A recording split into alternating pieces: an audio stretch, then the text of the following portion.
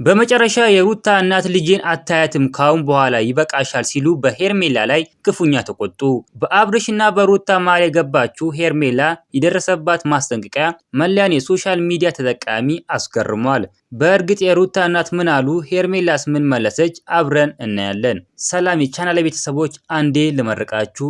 ከሀገር ውጭ ያላችሁ በሰላም ወደ ሀገራችሁ ይመልሳችሁ፣ ሀገር ውስጥ ያላችሁ ትዳራችሁን ህይወታችሁን ሁሉ ይባርክላችሁ በማለት የቻናላችን አባል ካልሆኑ ሰብስክራይብ በማድረግ የቻናላችን አባል ይሁኑ። ቪዲዮን ላይክ በማድረግ ይጀምሩ። ሁኔታው እንዲህ ነው። በሄርሜላ በአብርሽ እና በሩታ መካከል ያለው ውጥረት አሁን ወደ ቤተሰብ ተሸጋግሯል። የሩታ እናት በልጃቸው ሁኔታ እንዳዘኑና እንደተናደዱ በግልጽ ይታይባቸዋል።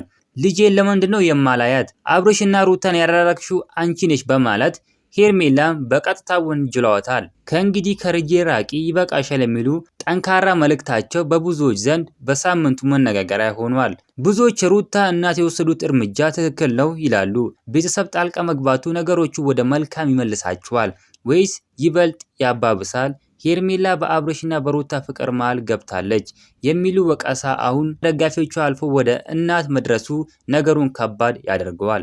እናንተስ ምን ትላላችሁ? የሩታ እናት በሄርሜላ ላይ መቆጣታቸው ትክክል ነው ወይስ ሄርሜላ እየተበደለች ነው? ሀሳባችሁን ኮሜንት ላይ ጻፉልኝ።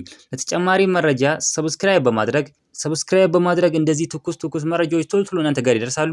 በሌላ ቪዲዮ እስከምንገናኝ በያላችሁበት የዓለም ዳርቻ ሰላማችሁ ብዝት ይበልልኝ። ደህና ሁኑልኝ።